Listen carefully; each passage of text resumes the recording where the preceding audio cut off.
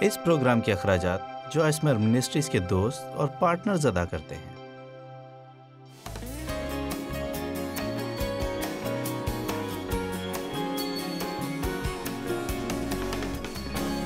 مجھے یاد ہے کہ ایک مرتبہ میں ایک مسیحی بک اسٹور میں تھی اور وہاں پر چندہ ڈالنے کے لیے ایک لال رنگ کا باکس رکھا ہوا تھا۔ وہ بھوکے بچوں کے لیے چندہ جمع کرتے تھے یا شاید کسی اور چیز کے لیے۔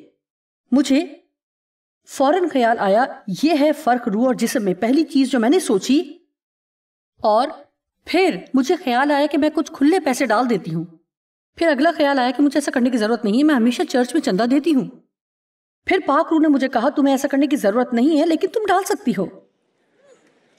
یہ ہے وہ بات، میرا مطلب ہے بہت سی چیزیں ہیں جو ہمیں آسمان پر جانے کے لیے کرنا ضروری نہیں ہے، لیکن ہم انہیں کر سکتے ہیں، اور جب ہم یہ کرتے ہیں تو دنیا میں ایک بہترین زندگی حاصل کر سکتے ہیں۔ بہت سی اور چیزیں ہیں جو ہمیں آسمان پر جانے کے لیے کرنا ضروری ہیں، لیکن کچھ چیزیں ہیں جو میں اس لیے کرنا چاہوں گی تاکہ میں اس موعودہ سرزمین میں رہ سکوں جس کے بارے میں خدا نے اپنے کلام میں کہا۔ آپ بہترین زندگی چاہتے ہیں؟ آپ میں سے کتنے بہترین زندگی چاہتے ہیں؟ آپ چاہتے ہیں، ہم بہتر زندگی چاہتے ہیں۔ ٹھیک ہے، میں دوبارہ کہوں گی، آپ کچھ فیصلے کر سکتے ہیں۔ کم آن، یہ جیسا میں نے سوچا تھا اس سے تھوڑا بہتر ہے۔ آج آپ کچھ فیصلے کر سکتے ہیں۔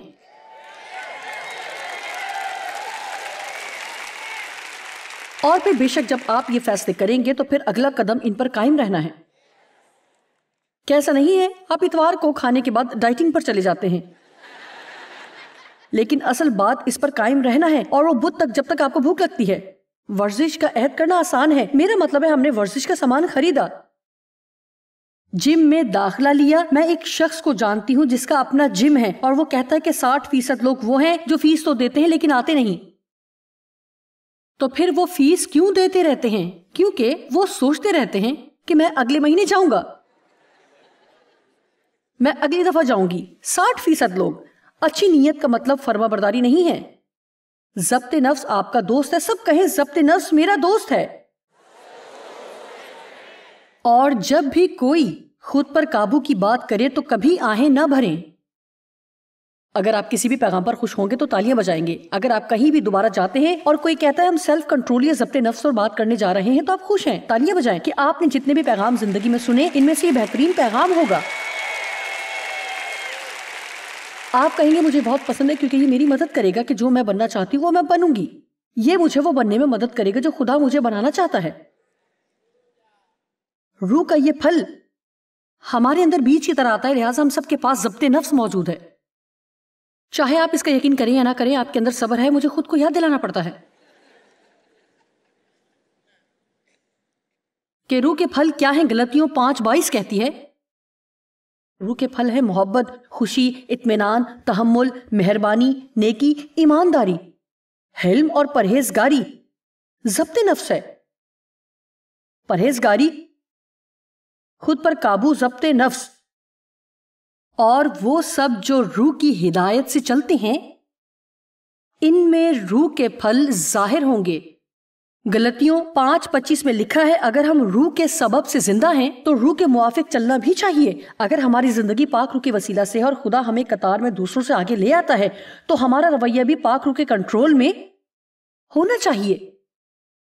آئیے کچھ دیر کے لیے اس پر بات کرتے ہیں کہ پاک روح ہمیں کنٹرول کرنا چاہتا ہے۔ بات یہ ہے کہ ابلیس اپنا کنٹرول ہم پر مسلط کرتا ہے اور خدا ہمیں دعوت دیتا ہے۔ پاک روح آج کہہ رہا ہے جوائس میں تم سے زیادہ ہوشیار ہوں، میں تم سے زیادہ جانتا ہوں۔ اگر تم میری پیروی کرو گی تو بالآخر ٹھیک جگہ پر پہنچ جاؤ گی۔ اگر اپنے جسم کی پیروی کرو گی تو پھر تمہیں اس کے نتائج پسند نہیں آئیں گے۔ پاک روح آپ کو زبردستی کنٹرول نہیں کرے گا۔ وہ چاہتا ہے کہ یہاں پر موجود ہر شخص کہے میں چاہتا ہوں کہ تو میری رہنمائی کرے، میں چاہتا ہوں کہ تو میری قیادت کرے، اور میں چاہتا ہوں کہ مجھے دکھائی دے کہ مجھے کیا کرنا ہے۔ میں تیری ہدایت اور رہنمائی چاہتا ہوں، مجھے فضل دے کہ وہ کروں جو تو چاہتا ہے کہ میں کروں۔ ہم ہمیشہ فیصلے کرتے ہیں اور ان میں سے ہر فیصلہ یا تو ہمیں خدا کے قریب لے جاتا ہے یا اس سے دور لے جاتا ہے۔ ہر انتخاب جو ہم کرتے ہیں، آپ کا فیصلہ کہ آج آپ یہاں آئیں گے اور آپ کو خدا کے قریب لے کر جاتا ہے۔ انہوں نے مجھے بتایا کہ کوئی خاتون الاسکا سے سفر کر کے یہاں پہنچی ہیں صرف اس کانفرنس میں شرکت کرنے کے لیے. آپ جانتے ہیں اس نے ایسا کیوں کیا؟ اس نے ایسا اس لیے نہیں کیا کہ وہ دیکھنا چاہتی تھی کہ میں کیسی نظر آتی ہوں. مجھے یقین ہے کہ خدا نے اس کے دل میں ڈالا کہ وہ یہاں آئے. اس کے پاس ایسا نہ کرنے کی 95 وجوہات ہوں گی. میں اکیلے نہیں جانا چاہتی, میں وہاں کسی کو نہیں جانتی, اور یہ سفر بہت مہنگا پڑے گا وغیرہ وغیرہ. لیکن اگر ہم ان تمام بہانوں کو ایک طرف رکھیں کہ ہم سوچتے ہیں کہ ہم وہ نہیں کر سکتے جو خدا ہمیں کرنے کو کہہ رہا ہے, اور پاک روح اپنی رہنمائی کرنے دیں, تو بالآخر ہم ٹھیک وقت پر ٹھیک جگہ پر پہنچ جائیں گے. لیکن اس سب کا دار و مدار انتخاب پر ہے. فیصلہ فیصلہ فیصلہ. میں عیسویوں 2:10 کو کافی پسند کرتی ہوں. لکھا ہے کیونکہ ہم اسی کی کاریگری ہیں اور مسیح یسوع میں ان نیک اعمال کے واسطے مخلوق ہوئے ہیں, کیونکہ جن کو خدا نے پہلے سے ہمارے کرنے کے لیے تیار کیا تھا. وہ راستے جن پر ہمیں چلنا تھا وقت سے پہلے تیار کیے گئے تھے, تاکہ ہم ان میں چل کر بہترین زندگی حاصل کریں جو پہلے سے مقرر ہے اور ہمارے جینے کے لیے تیار ہے. دیکھیں کہ یہ کس قدر پیچیدہ ہے کہ یسوع نے کہا کہ وہ موا کہ آپ میں سے ہر ایک بہترین زندگی حاصل کرے. اس نے کہا آپ آپ آپ آپ اور آپ. یسوع مر گیا اور اس نے پہلے سے تیار کردہ اور پہلے سے منصوبہ شدہ بہترین زندگی ہم میں سے ہر ایک شخص کے لیے مقرر کی. وہ کہتا کہ اس نے ہمارے لیے راستے تیار کر رکھے ہیں کہ ان پر چلیں, اور ہر قدم جو ہم اٹھاتے ہیں بنیادی طور پر ایک فیصلے کے برابر ہے جو ہم کرتے ہیں. جیسے کہ آپ کا یہاں آنے کا فیصلہ آپ کی زندگی میں اچھے پھل پیدا کرے گا. کسی کو جس نے آپ کو دکھ دیا معاف کرنے کا فیصلہ آپ کی زندگی میں اچھے پھل پیدا کرے گا. ہر اس چیز کا کچھ حصہ بچانا ہے جو آپ ابھی بنا رہے ہیں بعد میں بہت سے اچھے نتائج دے گا, یا جب آپ بوڑھے ہوں گے تب آپ کو اس بات کی فکر نہیں کرنا پڑے گی کہ آپ خود کو کیسے سنبھالیں گے. باقاعدگی سے دینے کا فیصلہ آپ کی زندگی میں بہت سے فوائد لائے گا, کیونکہ یہ بائبل میں دیے گئے پسندیدہ الہی اصولوں میں سے ایک ہے جس کا پوری بائبل میں ذکر موجود ہے. آپ جو بوتے ہیں وہی کاٹتے ہیں. جو درکار ہے اس سے بڑھ کر کرنا, کام پر وقت پر جانے کا فیصلہ, اور جب آپ وہاں ہوں تو محنت کرنے کا فیصلہ. لوگوں کو اسی سے ترقی ملتی ہے. آمین. کم آن, فلکس کی طرح نہ کریں. فیصلے فیصلے. تنگ راستہ یا کشادہ راستہ. کیا آپ کو متی 7:13 اور 14 آیت کا یہ حوالہ پسند نہیں؟ آئیے اسے مل کر دیکھیں. متی 7:13 اور 14 آیات. وہ بات کرتا ہے سکڑے راستے اور کشادہ راستے کی. آپ کس راستے پر جانا چاہیں گے؟ تنگ دروازے سے داخل ہوں گے کیونکہ وہ دروازہ چوڑا ہے اور وہ راستہ کشادہ ہے جو ہلاکت کو پہنچاتا ہے, اور اس سے داخل ہونے والے بہت ہیں. آپ کشادہ راستے پر تنہا نہیں ہوں گے, لیکن اس راستے پر ہو سکتا ہے آپ شاید تنہائی محسوس کریں, کیونکہ وہ دروازہ تنگ ہے اور وہ راستہ دباؤ کی وجہ سے سکڑا ہے جو زندگی کو پہنچاتا ہے, اور اس کے پانے والے تھوڑے ہیں. بہت سال پہلے جب میں یہ حوالہ پڑھ رہی تھی تو میں نے خداوند سے ایک مرتبہ کہا, میں نے کہا مجھے لگتا ہے کہ میرا راستہ بھی وقت کے ساتھ تنگ ہوتا جا رہا ہے. دوسرے لفظوں میں ہر دفعہ جب میں مڑ کر دیکھتی ہوں تو کوئی اور چیز ہوتی ہے جو خدا کہہ رہا ہوتا ہے کہ مجھے اب نہیں کرنا چاہیے. آپ جانتے ہیں آپ یہاں سے ایک مسیحی بچے کے طور پر آغاز کرتے ہیں. میرا مطلب ہے ابھی بھی آپ کی زندگی میں بہت سامان ہوتا ہے اور جو چیزیں ہمیں نہیں کرنی چاہیے, لیکن ہمیں شاید ان کے بارے میں علم بھی نہیں ہوتا, کیونکہ خدا ہمارے ساتھ ایک وقت میں ایک چیز پر کام کرتا ہے. اور خدا کے بارے میں یہ بات مجھے بہت پسند ہے کہ وہ ہم پر بوجھ نہیں ڈالتا کہ ہر وہ چیز جو ہمیں بدلنی چاہیے وہ سب ایک ہی دم شروع کر دے. ایک وقت پر وہ ہمیں ایک چیز دکھاتا ہے اور ایک وقت پر ایک اور چیز, اور آپ کو اسی کے بارے میں فکر مند ہونے کی ضرورت ہے. جس پر خدا اس وقت کام کر رہا ہے آپ کو اس کے بارے میں فکر مند ہونے کی ضرورت نہیں. جو خدا دوسروں کے ساتھ کر رہا ہے آپ کو اس کی ضرورت نہیں ہے, آپ کو اس کی فکر کی ضرورت قطعاً نہیں ہے. میرا مطلب ہے آپ غور سے سنیں آج جو میں کہہ رہی ہوں. میں نہیں چاہتی کہ آپ گھر جائیں اور جو کچھ میں کہہ رہی ہوں وہ سب ایک ہی وقت میں کرنے کی کوشش کریں. پہلے آپ کو اس کے لیے دعا کرنے کی ضرورت ہے. کہیں میرے خدا تو کہاں سے چاہتا کہ میں آغاز کروں, مجھے آغاز کا نقطہ فراہم کر, تو کیا چاہتا ہے کہ میں اپنی زندگی میں کروں, اور میں اس میں تیرے ساتھ تعاون کرنا چاہتی ہوں. ایک وقت میں ایک قدم, ایک وقت میں ایک چیز. لہٰذا آپ اپنے راستے پر تھوڑا آگے بڑھتے ہیں اور پھر اچانک یوں لگتا ہے کہ راستہ تنگ ہونے لگتا ہے, اور کچھ ایسی چیزیں ہیں جن کو ساتھ لے کر آپ یہاں چل رہے تھے، لیکن اچانک وہ جیسے یہاں مناسب نہیں لگ رہی، وہ پھر آپ خدا کے ساتھ آگے بڑھنا چاہتے ہیں، لہٰذا اب آپ تقریباً یہاں آ چکے ہیں اور اچانک آپ کو پتہ چلتا ہے کہ ماضی میں آپ کا رویہ ٹھیک نہیں رہا تھا اور یہاں اسے چھوڑنا ہوگا۔ یہ ایسے ہی ہے کہ اوکے، اب وقت ہے کہ اپنے ماضی کو ٹھیک کیا جائے اور پھر یہاں پر ٹھیک ہے جوائس، اب تمہیں معلوم ہوا آپ ایک ہی وقت میں خود ترس اور طاقتور نہیں ہو سکتی۔ اب وقت ہے کہ خود ترسی کو چھوڑ دیں۔ کم آن، کوئی یہاں پر ہے؟ فیصلے، تمام فیصلے۔ کیا میں ساری عمر خود پر ترس کھاتی رہوں اور آسمان میں داخل ہوں؟ میرا خیال ہے ممکن ہے، کیونکہ میں نہیں سمجھتی کہ میری نجات اس پر منحصر نہیں کہ میں اپنی زندگی پر افسوس کرتی رہوں یا نہیں، لیکن اگر میں وہ کرتی رہوں جو خدا مجھے کرنے کو کہتا ہے مجھے نہیں کرنا ہے، تو پھر میں وہ توقع نہیں کر سکتی قوت سے بھرپور زندگی بسر کروں گی جو میں کہتی ہوں کہ میں جینا چاہتی ہوں۔ لہٰذا جیسا کہ میں اکثر خدا کے سامنے بڑبڑاتی ہوں کہ خدا مجھے سمجھ نہیں آتی، خدایا بہت سی ایسی چیزیں جو تو مجھے نہیں کرنے دیتا، لیکن میں دیکھتی ہوں کہ اور لوگ جو مسیح ہیں وہ کرتے ہیں۔ سنیے کہ آپ نے خدا کے ساتھ اس طرح کی گفتگو کی ہے، تو میرے ساتھ اتنا سخت کیوں ہے؟ اور پھر میرا مطلب ہے وہ فلمیں دیکھنے جاتے ہیں، وہ یہ کرتے ہیں، جو چاہتے ہیں وہ کرتے ہیں، لیکن اگر میں ایسا کروں تو مجھے نہیں چھوڑتا۔ اور آپ جانتے ہیں خدا نے مجھ سے کیا کہا؟ جوائس، تم نے مجھ سے بہت کچھ مانگا، کیا تمہیں یہ سب چاہیے یا نہیں؟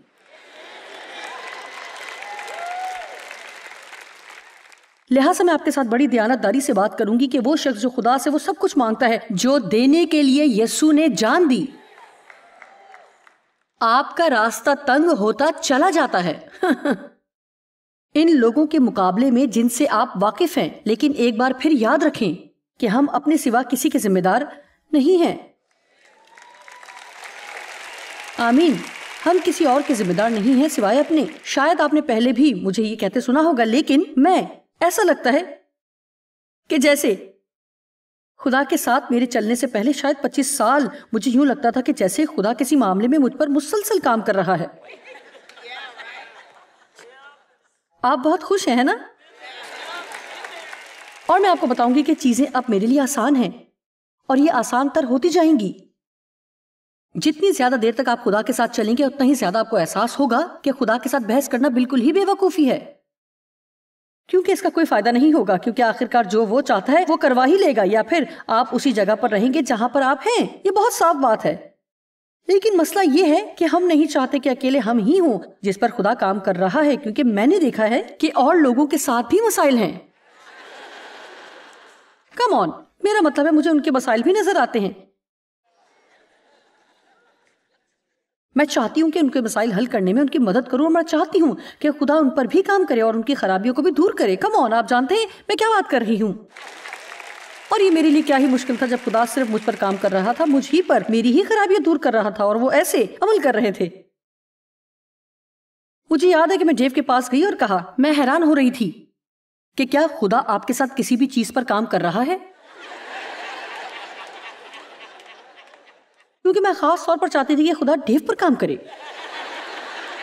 میں چاہتی تھی ڈیو میرے ساتھ اچھی طرح پیش آئے، بہت زیادہ سپورٹس نہ کھیلیں، اور آپ جانتے ہیں اور چیزیں جو مجھے پسند نہیں تھی۔ ہم ہمیشہ چاہتے ہیں کہ وہ سب چیزیں چھوڑ دیں جو ہمیں پسند نہیں ہیں۔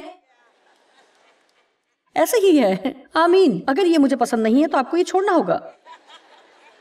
اور مجھے ابھی یاد ہے کہ ایک دفعہ میں اپنے سمر لیک والے گھر میں کسی جگہ پر تھی، میں سیڑھیوں پر کھڑی تھی، اور جب میں نے پوچھا کیا خدا آپ کی کسی کمزوری پر کام کر رہا ہے،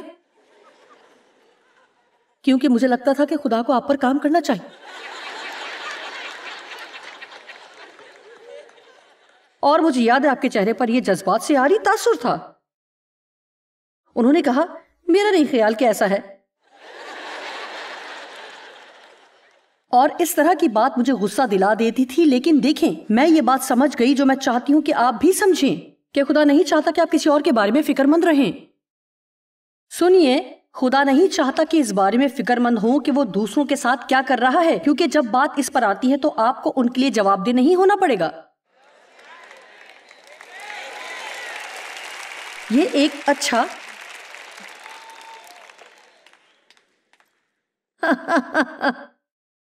ضبط نفس ہے۔ دوسرا پطرس پہلا باب 3 سے 7 آیت تک۔ یہ ایک پورا عمل ہے. میں آپ کو بڑی سچائی سے بتاؤں گی کہ میرا نہیں خیال کہ خدا اس بارے میں فکر مند ہے کہ ہم منزل پر پہنچے یا نہیں. وہ چاہتا ہے کہ ہم منزل کی طرف بڑھیں.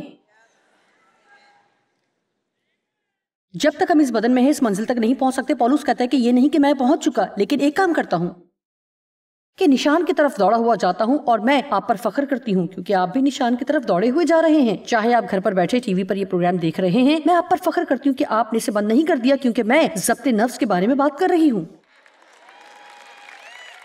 میرا مطلب ہے کہ گھر پر آسان ہے کہ مجھ سے چھٹکارا پایا جائے، لیکن یہاں مشکل ہے. اگر گھر پر آپ مجھے سننا نہیں چاہتے تو بس ایسے کرنا ہے.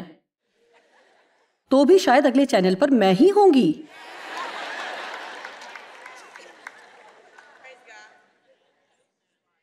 دوسرا پطرس پہلا باب 3 آیت سے 7 تک. کیونکہ اس کی الہی قدرت نے وہ سب چیزیں جو زندگی اور دینداری سے متعلق ضروری اور مناسب ہیں، لہٰذا یہ بات سمجھیں، اس کے وعدے، اس کی قدرت، اس کے وعدوں نے ہمیں ہر چیز مہیا کی ہے جو ایک بہترین زندگی گزارنے کے لیے درکار ہے.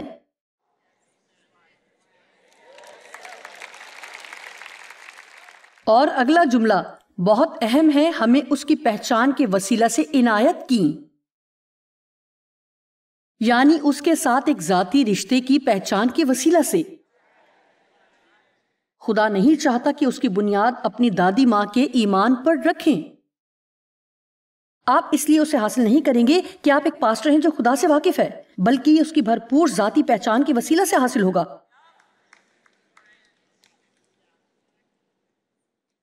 اور آپ جانتے ہیں اس میں وقت لگتا ہے، جس نے ہم کو اپنے خاص جلال اور نیکی کے ذریعے سے بلایا.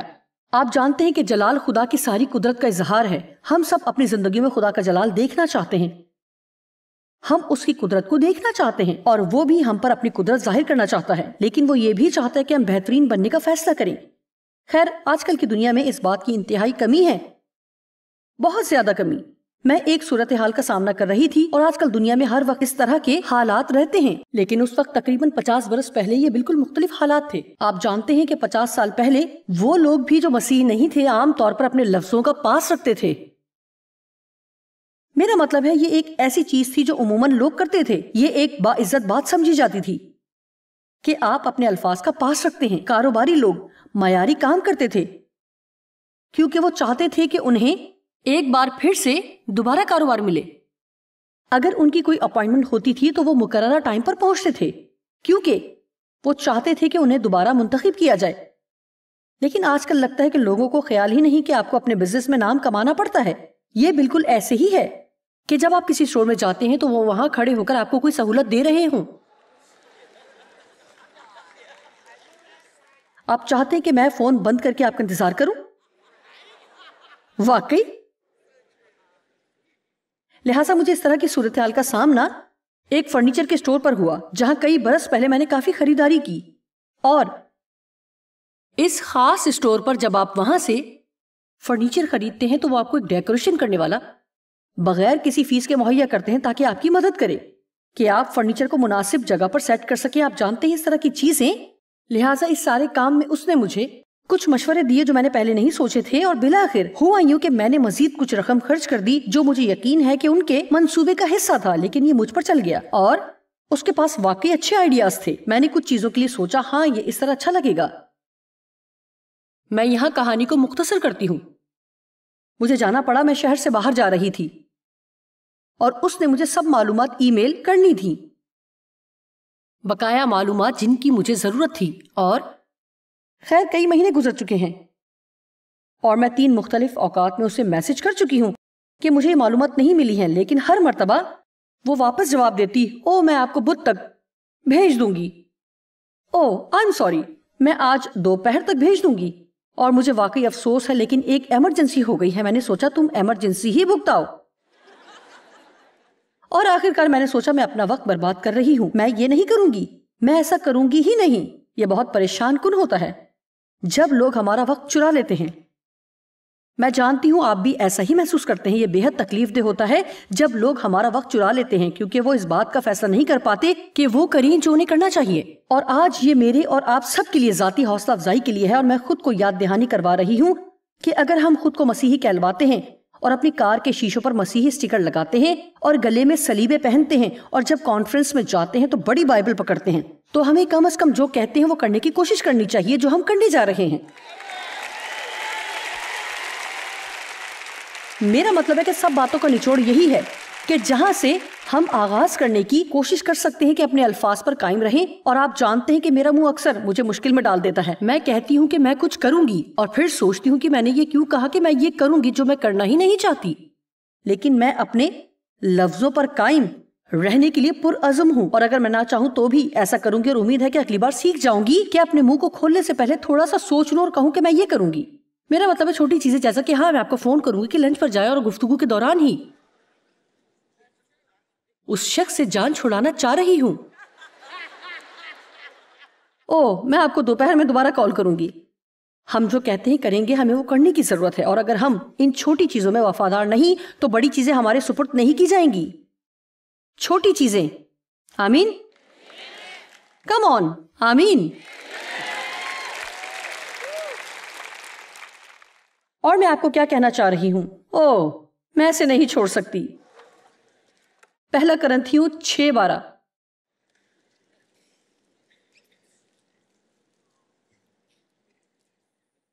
سب چیزیں میرے لیے روا تو ہے، قانونی طور پر اجازت ہے، مگر سب چیزیں مفید نہیں یا میرے کرنے کے لیے فائدہ مند اور دوسری چیزوں کے مقابلے میں بہتر نہیں ہیں.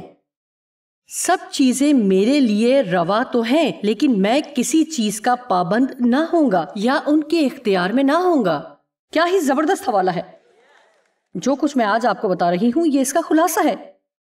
آپ جو چاہے کر سکتے ہیں لیکن ہر انتخاب اور فیصلہ جو ہم کرتے ہیں کسی طرح کے نتائج پیدا کرتا ہے. آج ہم جو اچھے بیج بوتے ہیں شاید کچھ عرصے تک ہم ان کی فصل نہ دیکھیں، لیکن آپ کو یہ علم رکھتے ہوئے اطمینان ہوگا کہ آپ نے وہ کیا جو آپ ایمان رکھتے تھے کہ آپ کو کرنا چاہیے تھا. اس سے زیادہ بھیانک کوئی بات نہیں کہ آپ جانتے ہیں کہ خدا آپ کو کیا کہنے کی کوشش کر رہا ہے اور پھر آپ فیصلہ کریں کہ آپ یہ کریں گے اور پھر اپنے اندر یہ اذیت محسوس کریں کیونکہ آپ جانتے ہیں کہ آپ نے وہ نہیں کیا جو آپ کو کرنا چاہیے تھا. مجھے اس سے نفرت ہے، مجھے اس احساس سے نفرت ہے اور مجھے اس سے اتنی نفرت ہے کہ میرے لیے اس سے بہتر یہ ہے کہ پاک روح کی مدد سے ہر کوشش کروں جو میں کر سکتی ہوں کہ وہ کروں جو میں ایمان رکھتی ہوں کہ خدا چاہتا ہے کہ میں کروں. آمین.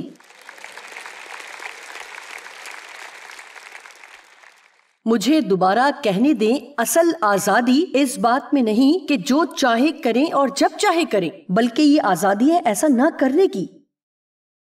اگر آپ جانتے ہوں کہ ایسا نہ کرنا آپ کو آگے مستقبل میں اچھے نتائج دے گا بجائے اس کے کہ آپ اسے کریں. کم آن، خدا کے لیے بہت سی تالیاں بجائیں.